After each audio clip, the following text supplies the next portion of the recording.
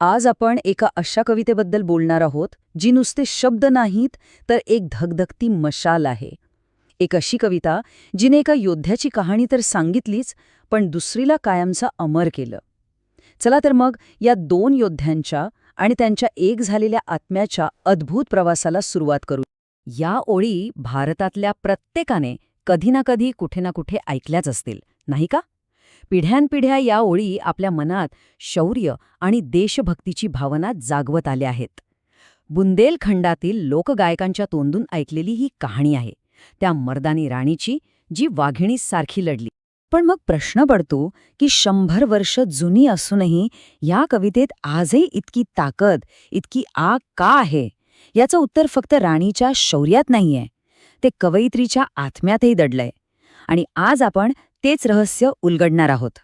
चला तर मग कथेच्या पहिल्या भागाकडे वळूया. ज्यांच्यामुळे ही कविता जन्माला आली त्या राणी लक्ष्मीबाई. खरं तर ही कविता म्हणजे त्यांच्या आयुष्याचा एक आरसाच आहे.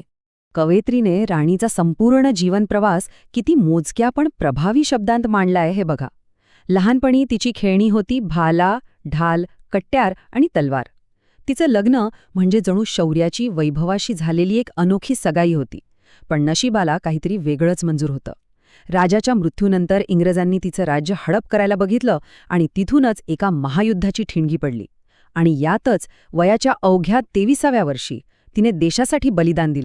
हो, ती काही सामान्य राजकुमारी नव्हतीच. कविताच सांगते की तिचे खेळ म्हणजे बनावट युद्ध करणं, व्यूहरचना आखणं आणि किल्ले सर करणं होते. वीर शिवाजी महाराजांच्या शौर्यगाथा तर तिला तोंडपाठ होत्या. म्हणजे तिचं बालपणच जणू तिला तिच्या भविष्यासाठी, तिच्या नियतीसाठी तयार करत होतं. आणि तिच्या शेवटच्या युद्धाचं वर्णन खरंच अंगावर काटाळणारं आहे. ती एकटी होती आणि शत्रू असंख्य. चारी बाजूनी तिच्यावर वार होत होते. एका सिंहणीसारखी ती लढली आणि जखमी होऊन धारातीर्थी पडली. कवितेतले हे शब्द ते भीषण दृश्य अगदी डोळ्यासमोर उभं करतात. पण ही कहाणी फक्त तलवारीची नाही, तर लेखणीची सुद्धा आहे.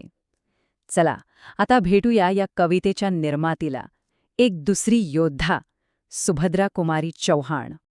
सुभद्रा कुमारी चौहान या फक्त कवयित्री नव्हत्या, त्या स्वतः एक क्रांतीवीर होत्या. गांधीजींच्या असहकार आंदोलनात तुरुंगात जाणाऱ्या त्या पहिल्या महिला होत्या. त्यांचं आयुष्य घर आणि तुरुंग ह्यातच गेलं. बंडखोरी तर त्यांच्या स्वभावातच होती, पण त्यासोबतच त्या एक प्रेमळ आई आणि जबाबदार गृहिणीसुद्धा होत्या. आणि हे बघा त्यांचं ब्रीदवाक्य, मी हसायला शिकले आहे, मला रडणं माहीत नाही.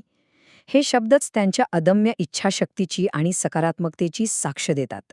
कितीही कठीण प्रसंग आले तरी त्यांनी कधी हार मानली नाही.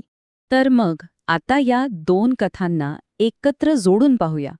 एक राणी आणि एक कवयित्री. काय होतं या दोघींमध्ये समान? त्यांच्यात एकच आत्मा कसा नांदत होता? सगळ्यात महत्वाची गोष्ट म्हणजे दोघींचा शत्रू एकच होता, ब्रिटिश राजवट. राणी लक्ष्मीबाईंनी रणांगणावर तलवार चालवली, तर सुभद्रा कुमारी चौहान यांनी आपल्या लेखणीने लोकांच्या मनात स्वातंत्र्याची ज्योत पेटवली. दोघींच्या लढाईची शस्त्र वेगळी होती, पण ध्येय एकच होतं, भारताचं स्वातंत्र्य.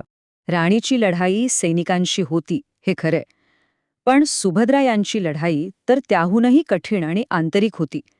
ती होती तुरुंगातल्या निराशेविरुद्ध, भुकेविरुद्ध आणि अन्यायाविरुद्ध. एक आई म्हणून आपल्या मुलांना तुरुंगात वाढवताना त्यांना कितीतरी अडचणींना सामोरं जावं लागलं असेल. त्यांचा त्याग किती मोठा होता हे त्यांच्या मैत्रीण महादेवी वर्मा यांनी सांगितलेल्या एका प्रसंगातून अगदी स्पष्ट होतं. तुरुंगात एकदा सुभद्रा यांची लहान मुलगी भुकेने रडत होती आणि तिच्यासाठी खायला काहीच नव्हतं. तेव्हा त्यांनी इतर कैद्यांकडून थोडी कच्ची डाळ मागून घेतली आणि ती तव्यावर भाजून आपल्या मुलीला खाऊ घातली. हा प्रसंग त्यांच्या संघर्षाची आणि आईच्या ममतेची एक अविश्वसनीय कहाणी सांगतो. आणि म्हणूनच ही कविता म्हणजे केवळ राणी लक्ष्मीबाईंची जीवनगाथा नाहीये. ती एका स्वातंत्र्य सैनिकाने दुसऱ्या स्वातंत्र्य सैनिकाच्या शौर्याला, तिच्या त्यागाला दिलेली एक मानवंदना आहे. असं वाटतं की सुभद्रा यांनी राणीच्या रूपात जणू स्वतःच्याच बंडखोर आत्म्याला शब्द दिले आहे. चला आता या प्रवासाच्या शेवटच्या टप्प्याकडे वळूया. या दोन स्त्रियांचा आणि त्यांच्या कार्याचा आपल्यावर नेमका काय परिणाम झाला? त्यांची ओळख कशी अजरामर झाली? झांसी की राणी ही कविता बघता बघता स्वातंत्र्य चळवळीचं स्फूर्तिगीत बनली. या कवितेने लाखो भारतीयांच्या मनात स्वातंत्र्याची आग पेटवली. लोक ही कविता गात प्रभात फेऱ्या काढायचे आणि ब्रिटिशांविरुद्धच्या लढ्यात स्वतःला झोकून द्यायचे.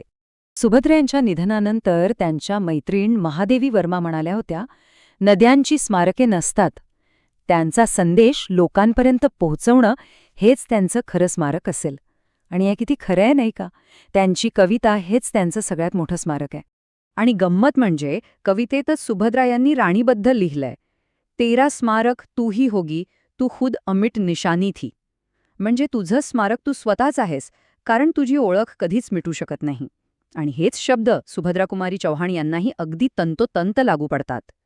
तर शेवटी एक प्रश्न उरतो, एका कवयित्रीची लेखणी राणीच्या तलवारीपेक्षा जास्त शक्तिशाली कशी काय ठरू शकते? तलवार कदाचित एका पिढीला लढायला शिकवते, पण योग्य शब्दात लिहिलेली कविता ती पिढ्यानुपिढ्या प्रेरणा देत राहते आणि एका योद्ध्याला खऱ्या अर्थाने अमर बनवते. यावर नक्की विचार करण्यासारखा आहे.